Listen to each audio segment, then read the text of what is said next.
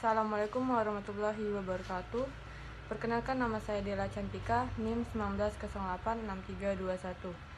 Mata kuliah kewirausahaan. Di sini saya akan menjelaskan mengenai business plan. Business plan merupakan dokumen tertulis yang disiapkan oleh wirausaha yang menggambarkan semua unsur-unsur yang relevan baik internal maupun eksternal mengenai perusahaan untuk memulai suatu usaha. Di dalam perencanaan bisnis perlu dilakukan analisis kelayakan usaha. Hal ini dikarenakan aspek utama dalam melakukan usaha. Pertama kali, faktor kelayakan perlu diperhatikan dan merupakan hal yang cukup penting. Manfaat dari bisnis plan yaitu yang pertama, membantu dalam mencari modal dan pinjaman kepada lembaga keuangan pemberi kredit. Yang kedua, membantu dalam memutuskan apakah akan melanjutkan usaha atau berhenti. Yang ketiga, membantu dalam mengembangkan ide bisnis. Yang keempat, membantu dalam mengidentifikasi faktor-faktor penghambat kesuksesan bisnis. Yang kelima, menyediakan tujuan yang jelas untuk lingkungan internal perusahaan maupun eksternal perusahaan.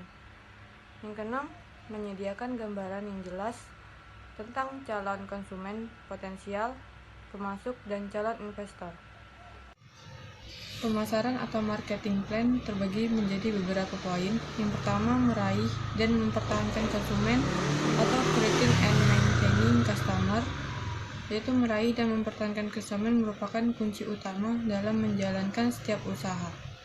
Cara terbaik untuk menjalankan strategi pemasaran adalah dengan membuat produk yang cepat dikenali dan dibutuhkan oleh konsumen. Bagaimana persepsi konsumen ketika melihat atau mengingat produk Anda? Yang kedua, produk positioning. Bagaimana membuat positioning pada produk merupakan salah satu kunci kesuksesan usaha. Sangat penting menganalisis produk Anda dan produk pesaing di pasar.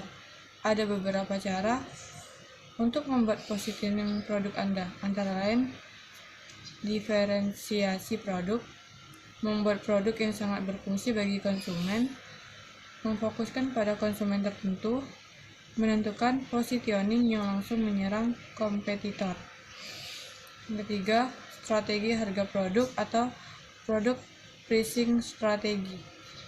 Penentuan harga produk merupakan hal yang sangat penting dalam perencanaan yang dibuat, karena penentuan ini akan berpengaruh langsung terhadap keuntungan perusahaan.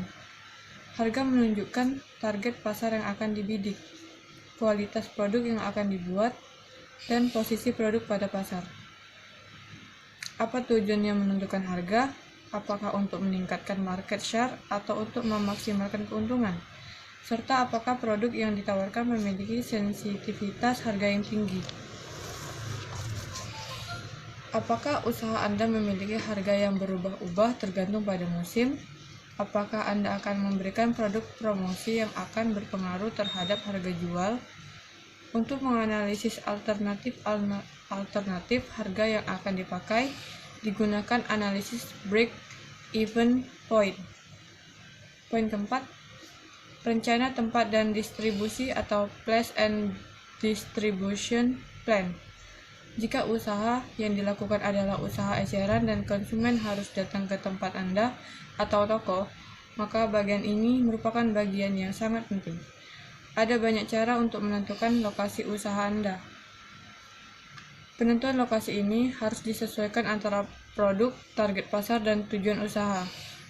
Jika Anda menjual produk Anda sendiri, maka perlu ditentukan bagaimana cara produk yang telah dihasilkan dapat dekat dengan konsumen. Hal ini dapat ditentukan dengan cara membuat tenaga penjualan langsung, pemasaran langsung, telemarketing, agen penjualan, dan distributor. Lanjut ke poin berikutnya, yaitu strategi promosi atau promotional strategi. Promosi yang dibuat harus disesuaikan dengan kondisi usaha secara keseluruhan atau produk konsumen perusahaan. Promosi yang baik akan mempercepat produk dikenal oleh konsumen. sehingga target penjualan akan lebih mudah dicapai. Strategi promosi yang akan dibuat harus dapat menjawab pertanyaan berikut. Siapa target dari pesan tersebut?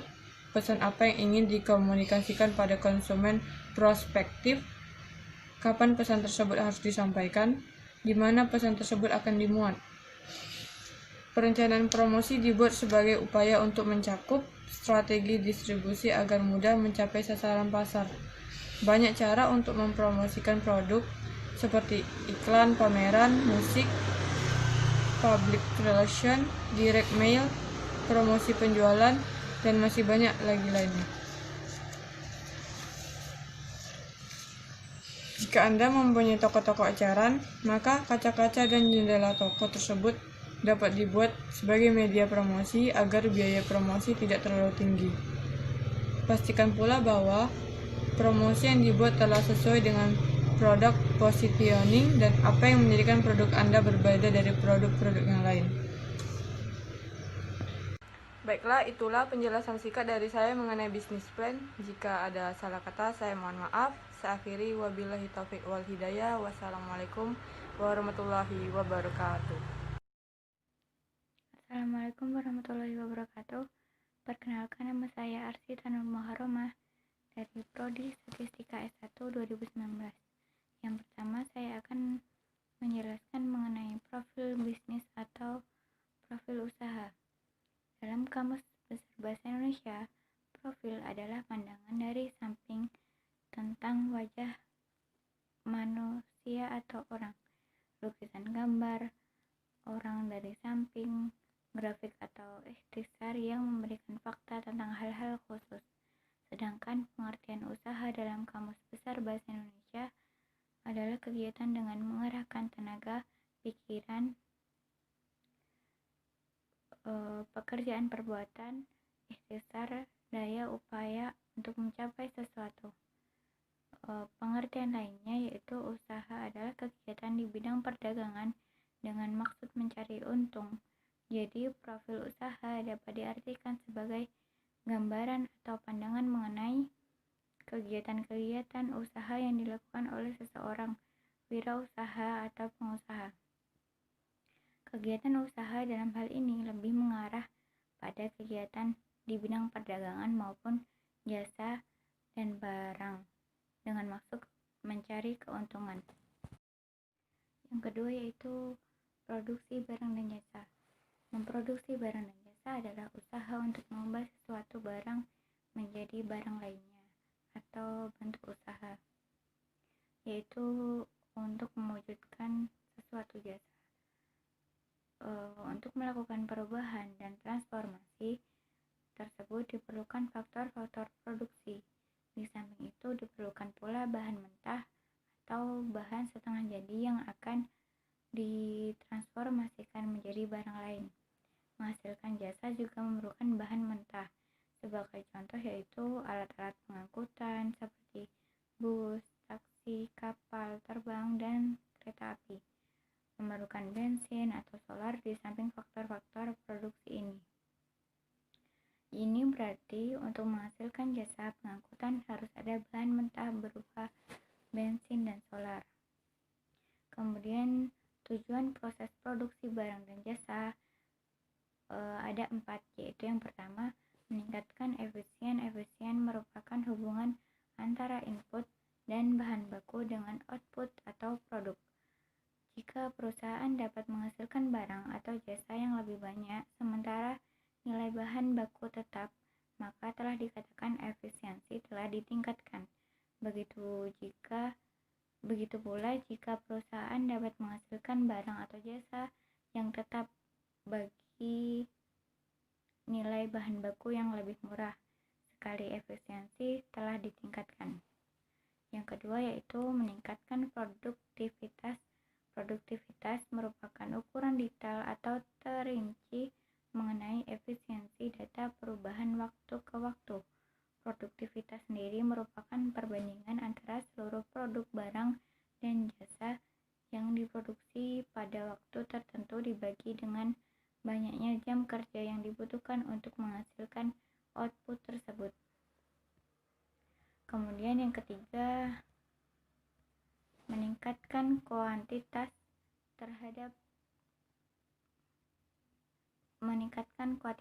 perhatian setiap perusahaan pada peningkatan kualitas menjadi sangat penting. Kenapa? Karena kualitas adalah salah satu alasan yang membuat konsumen ingin membeli barang sesuatu di perusahaan atau mau menggunakan jasa suatu perusahaan. Kemudian yang keempat, membedakan produksi barang dan jasa sebagai penutup dari uraian mengenai proses produksi. Ada baiknya apabila diperhatikan mengenai beberapa penting dalam kegiatan memproduksi barang dan jasa.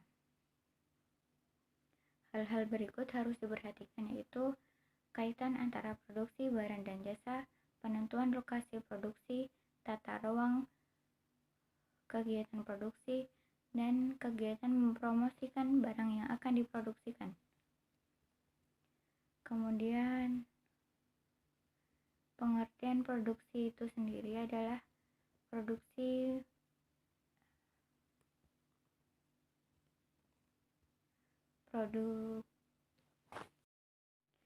Pengertian produksi itu sendiri adalah sesuatu kegiatan yang dikerjakan untuk menambah nilai guna suatu benda atau menciptakan benda baru sehingga lebih bermanfaat dalam memenuhi kebutuhan. Kemudian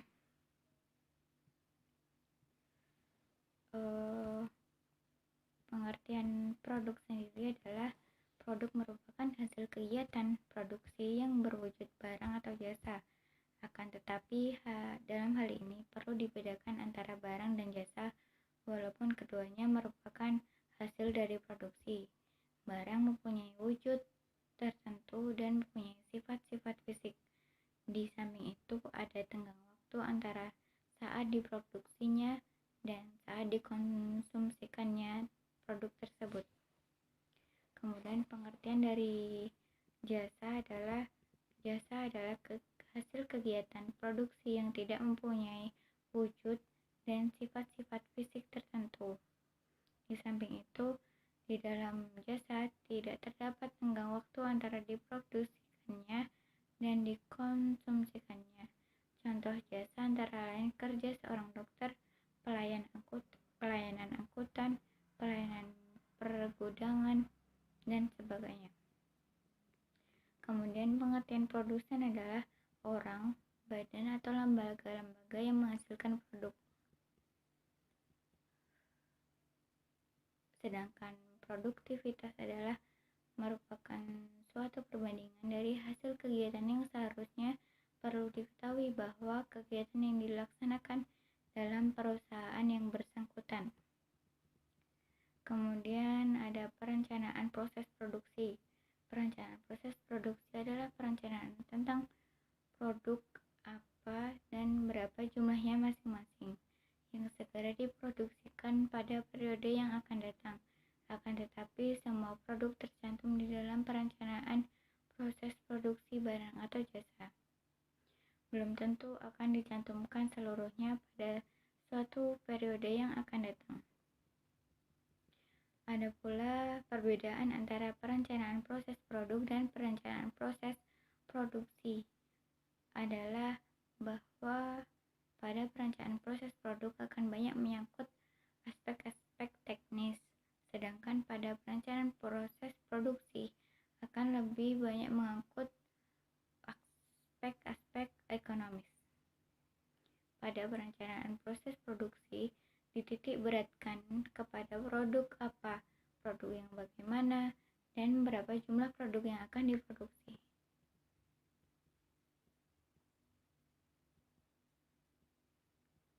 Ciri-ciri perencanaan proses produksi dan jasa yaitu ada 5. Yang pertama, perencanaan produksi dan jasa harus menyangkut kegiatan masa mendatang. Kemudian kedua, perencanaan produksi dan jasa harus mempunyai jangka waktu tertentu. Kemudian perencanaan produksi dan jasa harus mempersiapkan tenaga kerja, mesin-mesin, bahan baku, metode pengerjaan, modal, dan sebagainya. Perencanaan produksi dan jasa harus dapat mengkoordinir kegiatan produksi dengan kegiatan bagian lainnya. Perencanaan produksi dan jasa harus dapat menentukan jumlah produk, jenis produk, warna produk, ukuran produk, bentuk produk, dan lain sebagainya. Kemudian syarat-syarat perencanaan proses produksi dan jasa terdapat 3, yaitu perencanaan produksi barang dan jasa harus disesuaikan dengan tujuan usaha. Kemudian perencanaan kerja produksi dan jasa harus sederhana, dimengerti, dan dapat dilaksanakan. Perencanaan produksi dan jasa harus memberikan analisis dan klasifikasi kegiatan. Kemudian ada pula faktor-faktor perencanaan proses produksi barang dan jasa. Faktor-faktor perencanaannya antara lain sebagai berikut. Yang pertama, sifat dan proses dari proses produksi. Yang kedua, jenis dan kualitas produk yang akan diproduksi. Oleh karena itu, seorang wirausahawan yang akan menyusun perencanaan proses produksi dan jasa harus memperhatikan dan mempertimbangkan skala produksi, jenis-jenis produksi, produk tahan lama atau tidak, sifat produk yang akan diproduksi, sifat permintaan terhadap produk, kuantitas dan kualitas produk yang akan diproduksi. Kemudian prosedur persiapan.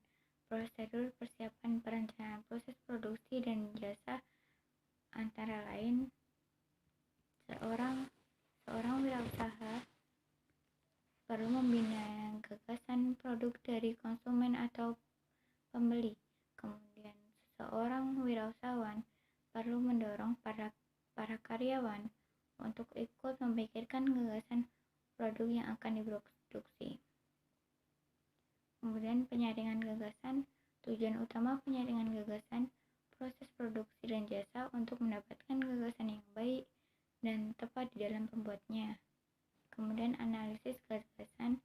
Seseorang wirausahawan selanjutnya mengadakan analisis terhadap gagasan operasi produksi dan jasa dari berbagai macam usaha. Adapun gagasan terhadap proses produksi dan jasa yang dianggap paling penting yaitu potensi permintaan terhadap produk, jumlah penjualan produk, jumlah pemasaran produk, kemampuan produk yang mendatangkan laba. Sekian penjelasan dari saya. Terima kasih. Wassalamualaikum warahmatullahi wabarakatuh. Assalamualaikum warahmatullahi wabarakatuh. Perkenalkan, nama saya Dian Laila Fitri dengan NIM 19034057. Di sini saya akan menjelaskan beberapa materi, yaitu yang pertama market share. Market share merupakan persentase dari total penjualan dalam suatu industri yang dihasilkan oleh perusahaan tertentu. Misalnya, jika sebuah perusahaan menjual sebuah traktor di dalam negeri atau contohnya Indonesia senilai 100 juta dolar per tahunnya dan jumlah total traktor yang dijualnya di Amerika Serikat adalah 200 juta dolar per tahun, maka market share traktor perusahaan tersebut di Amerika Serikat sebesar 50%. Selanjutnya keuntungan. Yang pertama yaitu investor dapat memantau kenaikan dan penurunan market share dengan hati-hati. Yang kedua, terjadi peningkatan market share yang memungkinkan meningkatnya profitabilitas. Selanjutnya, cara meningkatkan suatu market share. Yang pertama, dengan menggunakan teknologi baru. Yang kedua, dengan meningkatkan kesetiaan pelanggan terhadap kita. Yang ketiga, dengan melakukan perekrutan terhadap karyawan-karyawan yang berbakat. Dan yang terakhir yaitu akuisisi. Selanjutnya yaitu strategi dalam teknologi dan informasi. Yang pertama yaitu tujuannya. Tujuannya yaitu menangkap, mengolah, menghasilkan, menyimpan, mencari kembali, dan transmisi. Selanjutnya strategi usaha dengan menggunakan teknologi dan informasi. Yang pertama yaitu memasang merek di web. Maksudnya di sini adalah dengan kita memasarkan merek dari suatu usaha kita pada web-web tertentu yang terdapat di internet. Dengan begitu, usaha yang kita punya akan lebih dikenal oleh masyarakat luas dibandingkan dengan usaha yang tidak kita sebarkan di web, karena apabila kita sebarkan di web maka jangkauan dari suatu usaha tersebut akan semakin luas. Selanjutnya, meluncur ke marketing online.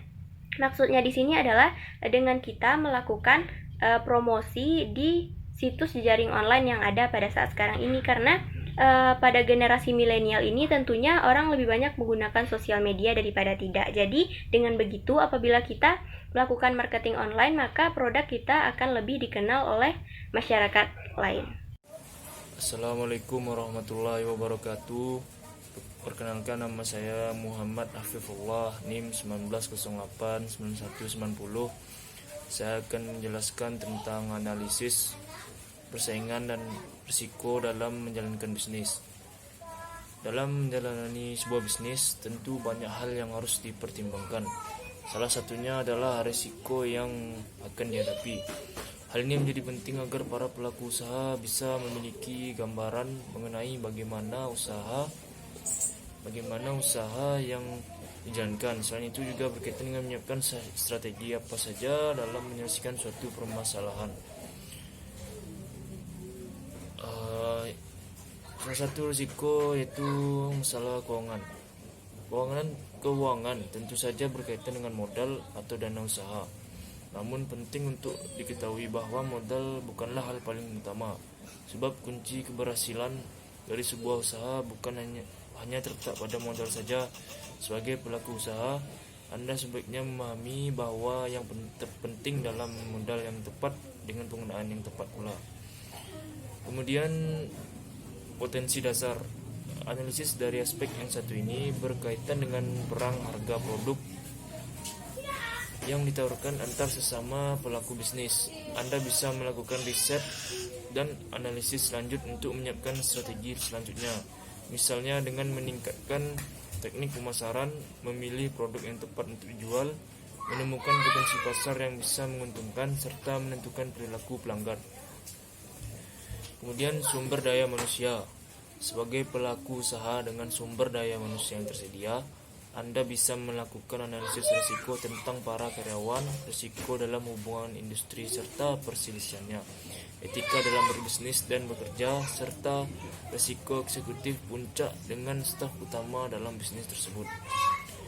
Kemudian bahan produk.